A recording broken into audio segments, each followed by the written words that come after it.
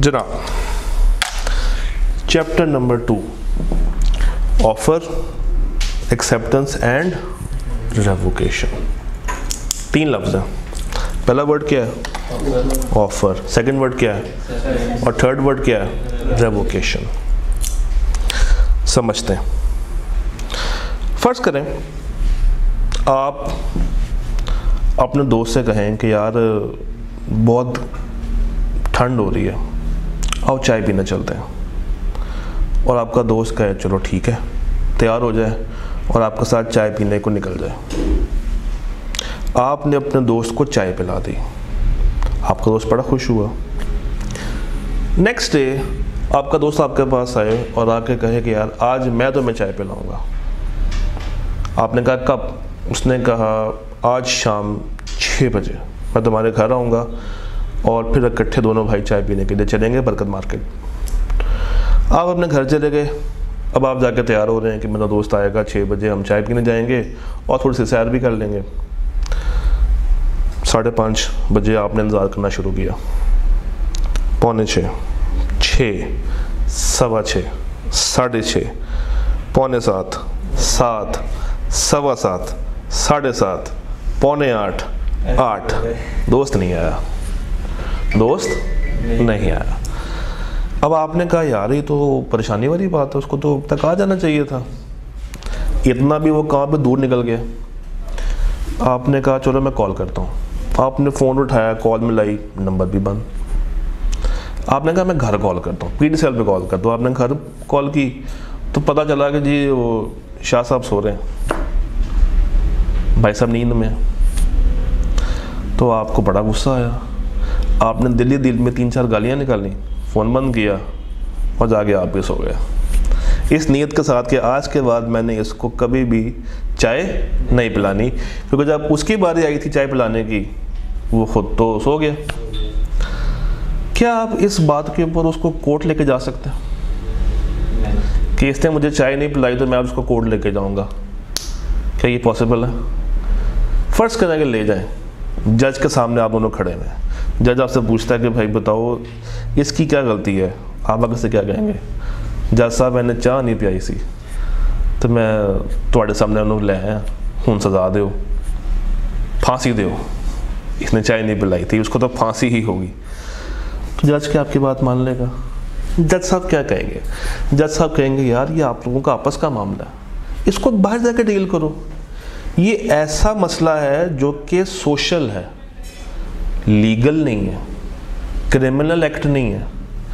ये एक सोशल मसला है, आप दोनों की दोस्ती का मामला है। इसको आप आउटसाइड द कोर्ट सेटल करें, बल्कि इसको घर पे सेटल करें या आपस में इसको देख लें। आप इस छोटी सी बात पे कोर्ट को आगे परेशान नहीं कर सकते। तो जब एक बंदा दूसरे को एक ऑफर करे कि भाई मैं तुम्हें ये चीज़ करके दूंगा या मैं तुम्हारे लिए ये चीज़ करूंगा, और दूसरा बंदा उसको कबूल कर ले, अपनी एक्सेप्टेंस दे दे, मगर पहला बंदा उसको फुलफिल ना करे, तो क्या हम एक सोशल प्रॉमिस के ऊपर उसको कोर्ट लेके जा सकते हैं? नहीं।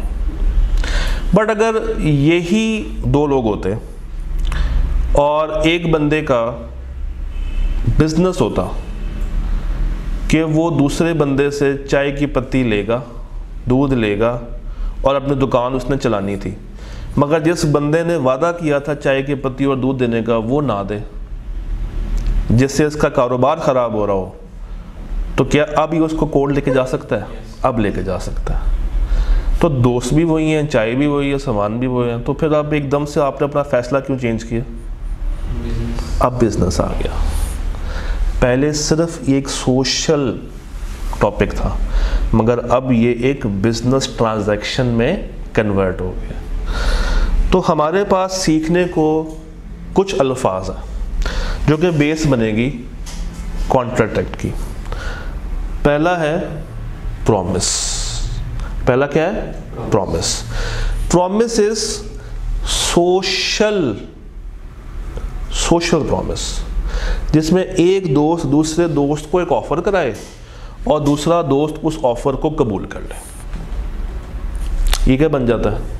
प्रॉमिस। अच्छा, इन रिटर्न उस दोस्त ने आपको कुछ दिया? इन रिटर्न नहीं दिया। कोई बिस्किट का वादा किया हो?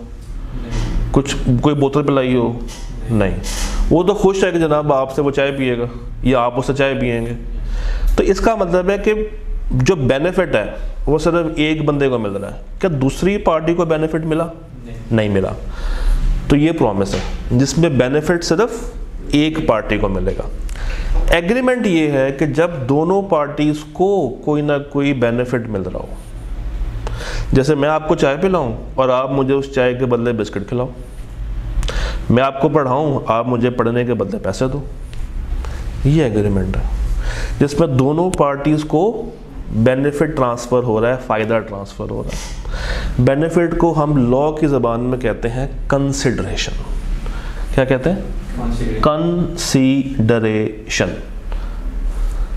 ये क्या बन जाता है? एग्रीमेंट।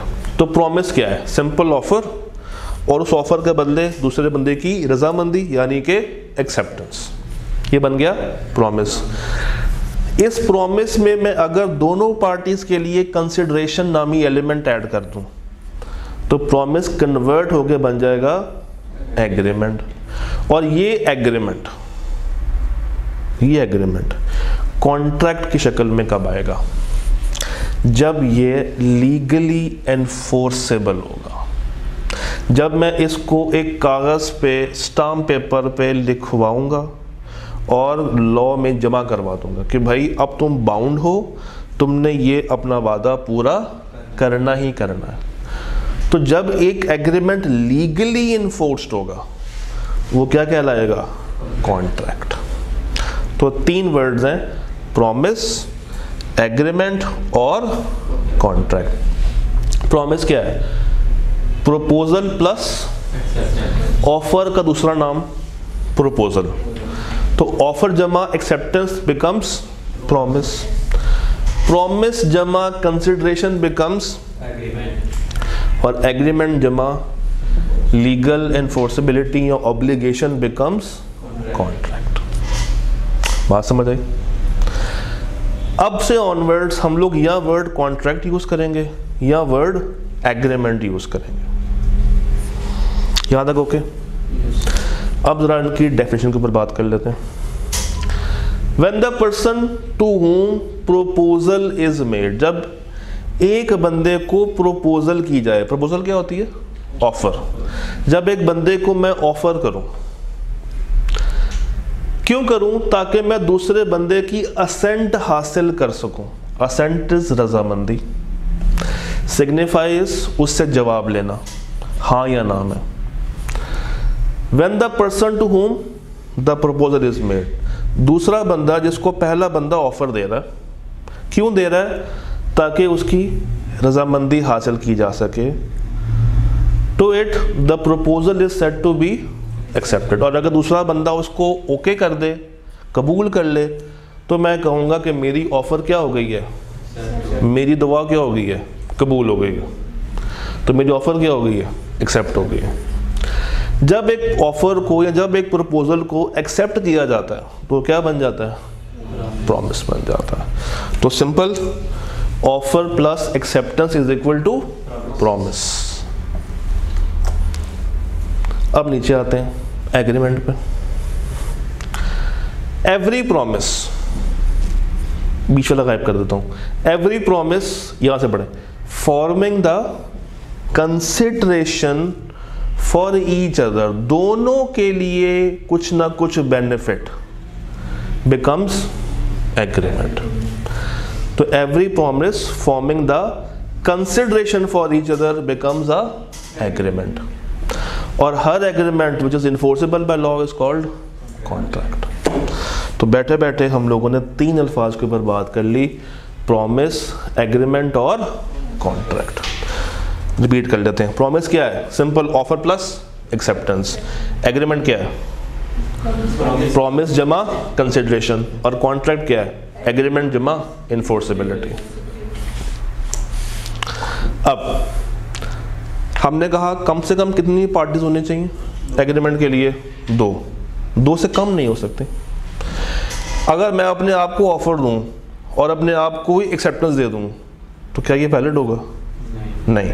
मैं अपने आप को बोलूं कि मैं अपने आप को चाय पिलाऊंगा और मैं अपने आप को ही कहूँगा हाँ हाँ मैं आज अपने आप से चाय पीऊँगा, तो ये तो बेवकूफ़ी है, लोग हंसेंगे इस बात पे। इसका मतलब है कि प्रॉमिस हो, एग्रीमेंट हो या कॉन्ट्रैक्ट हो, कम से कम दो पार्टीज होनी चाहिए। अब इनको नाम देते हैं, एक है ऑफरर और एक है ऑफरी। एक ऑफरर, एक ऑफरी, एक रर है और एक री है, एक रर है और एक री है। जो बंदा ऑफर दे रहा है ऑफरर, और जो बंदा कबूल कर रहा है या जिसको ऑफर दी गई है वो कौन है? ऑफरी। या आप इसको प्रॉमिसर और प्रॉमिजी भी कह सकते हैं, क्योंकि इसका सेकंड नेम क्या था? प्रपोजल। और हम क्या पढ़ रहे हैं इस वक्त? प्रॉमिस। तो टिपिकल नाम इसका ऑफरर ऑफरी है, मगर आई क्या अगर प्रॉमिसर और प्रॉमिजी भी यूज कर दे तो आपने वहां पे परेशान नहीं हो जाना। यहां तक ऑल ओके? पक्की बात। ये लाइन पढ़े जरा, ये यहां से लेके यहां तक।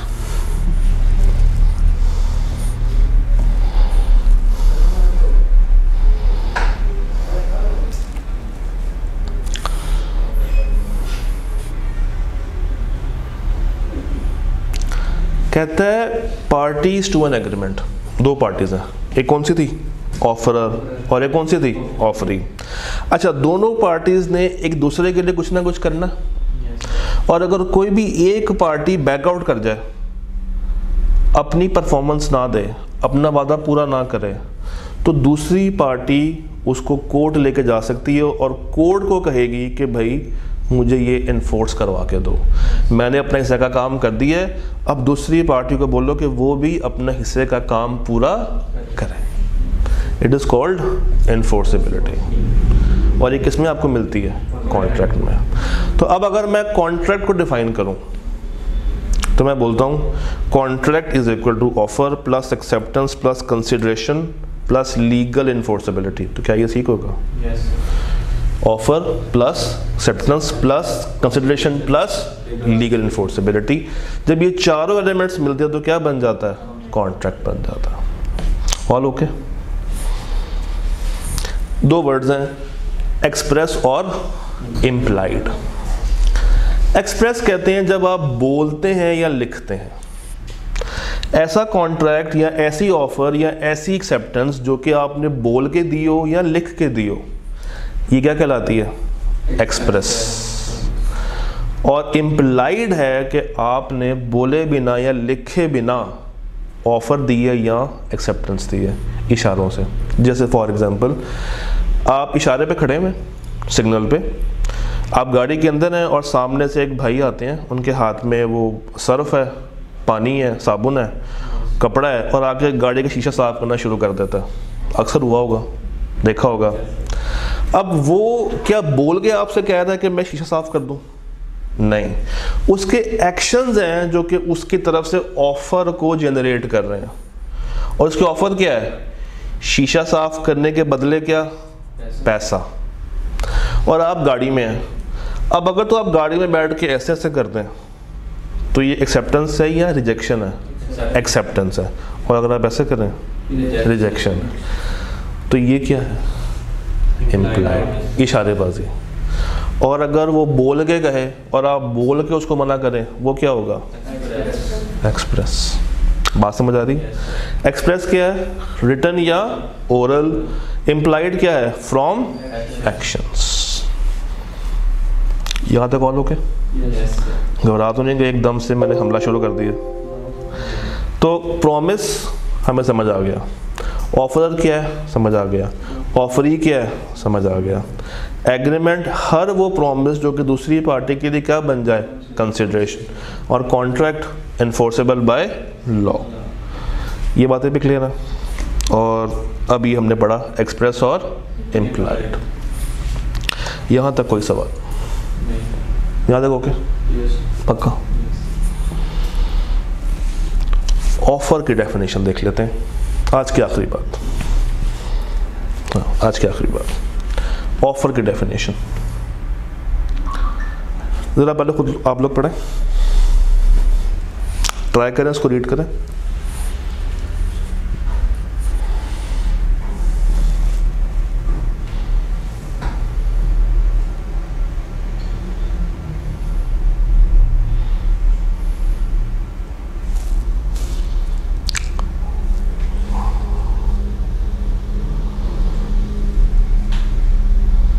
कुछ समझ आई?